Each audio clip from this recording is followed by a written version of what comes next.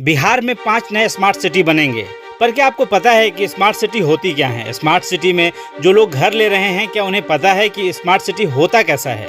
दरअसल देश में करीब 110 शहरों को स्मार्ट सिटी के रूप में विकसित करने के लिए चुना गया है, जिसमें पटना, फरीदाबाद, रांची, अमरावती, गुवाहाटी, भागलपुर, नई दिल्ली, अहमदाबाद व गांधीनगर शामिल हैं। अगर आप किसी स्मार्ट सिटी में रहते हैं तो संभव है कि वहां आधारभूत सुविधाएं अन्य शहरों के मुकाबले में काफ़ी बेहतर होंगी, क्योंकि यही स्मार्ट सिटी का आधार भी होता है।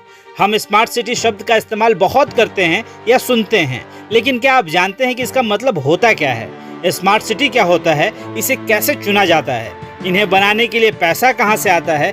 ये कुछ ऐसे सवाल हैं जो लोगों के मन में आते तो होंगे, लेकिन इनके जवाब शायद ही उन्हें पता हों। अगर आप भी किसी स्मार्ट सिटी में घर लेने के बारे में सोच रहे हैं या फिर ये सोच रहे हैं कि हमारे राज्य में स्मार्ट सिटी बन रहा है, तो क्या सच में आपको पता है कि इसका मतलब होता क्या है?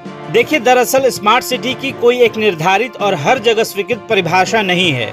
यह हर देश के लिए अलग अलग हो सकती है, यहाँ तक कि यह एक देश के अंदर भी अलग अलग राज्यों के लिए भी अलग हो सकती हैं। स्मार्ट सिटी की परिभाषा उन देशों या राज्य के पास मौजूद संसाधन, धन, भूगोल व कई अन्य कारकों पर निर्भर करती हैं।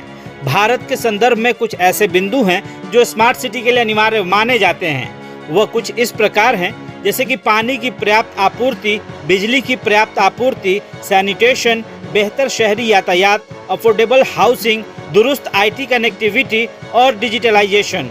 इसके अलावा गुड गवर्नेंस, सतत पर्यावरण, नागरिकों की सुरक्षा, विशेषकर महिलाओं, बच्चों और बुजुर्गों के लिए, और साथ में स्वास्थ्य और शिक्षा भी। तो आपको ऐसा लग रहा है कि आपके बिहार के जो भी शहर चुने गए हैं उनमें डिजिटलाइजेशन हो या फिर दुरुस्त IT कनेक्टिविटी हो, या इन सब चीज़ों के अलावा कौन कौन सी ऐसी चीज़ें हैं जो आपको लगता है कि आपके बिहार के इन शहरों में उपलब्ध है? वो कौन कौन से शहर हैं, हम इसके बारे में भी बात करेंगे। लेकिन पहले हम जान लेते हैं कि स्मार्ट सिटी का चुनाव होता कैसे है। इसकी एक तय प्रक्रिया है। सबसे पहले राज्यों व केंद्र शासित प्रदेशों को संभावित स्मार्ट सिटी का चयन करने के लिए पत्र भेजा जाता है। यह इस आधार पर होता है कि किस राज्य या फिर केंद्र शासित प्रदेश को कितनी स्मार्ट सिटीज दी गई हैं। इसके बाद राज्यों से मिले जवाब के आधार पर 100 शहर चुने जाते हैं जिन्हें स्मार्ट सिटी बनाया जा सकता है। चयन के बाद ये सारे शहर एक कंसल्टेंट की मदद से अपने प्रस्ताव तैयार करते हैं। साथ में एक बाहरी एजेंसी भी होती है। इसके बाद दूसरे स्तर का डेटा शहरी विकास मंत्रालय को भेजा जाता है, जिसकी समीक्षा एक्सपर्ट पैनल द्वारा की जाती है। अब यहाँ से चुने गए शहरों को स्मार्ट सिटी घोषित किया जाता है और वह अपने प्रस्ताव पर काम करना शुरू कर देती हैं। रह गए शहरों को अगले चरण के लिए तैयारी करने के लिए कहा जाता है। अब अगर बात करें कि इसकी फंडिंग कहां से होती है, तो स्मार्ट सिटी मिशन एक केंद्र द्वारा प्रायोजित स्कीम CSS है। केंद्र सरकार ने 5 साल में इसके लिए 48,000 करोड़ रुपए खर्च करने का लक्ष्य रखा है। हर शहर को हर साल लगभग 100 करोड़ रुपए दिए जाएंगे। इतनी ही रकम राज्य सरकार द्वारा भी खर्च की जाएगी।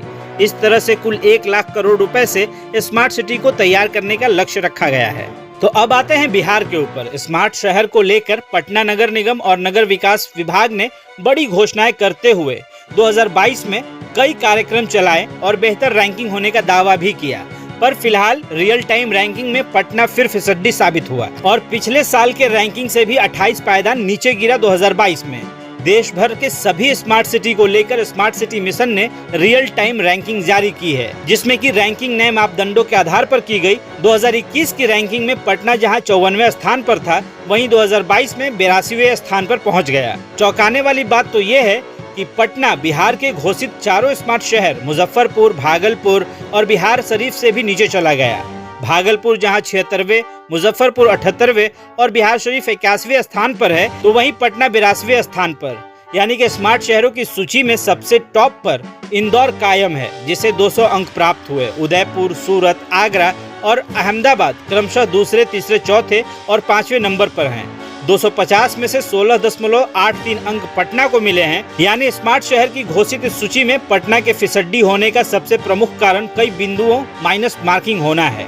फिजिकल और फाइनेंशियल प्रोग्रेस के लिए 50 अंक निर्धारित थे, जिसपे पटना को -10 अंक मिले। खर्च किए गए फंड को लेकर भी पटना को -10 अंक मिले। स्मार्ट शहर के अन्य बिंदुओं के पैरामीटर को पूरा नहीं करने पर पटना को 0 अंक मिला है। पटना में स्मार्ट शहर को लेकर कई परियोजनाओं की घोषणा की गई, पर कुछ को छोड़कर सभी परियोजनाएं अधर में लटकी हुई हैं। स्मार्ट सिटी के परियोजनाओं के समय से पूरा नहीं करने के कारण पटना फिसड्डी साबित हुआ।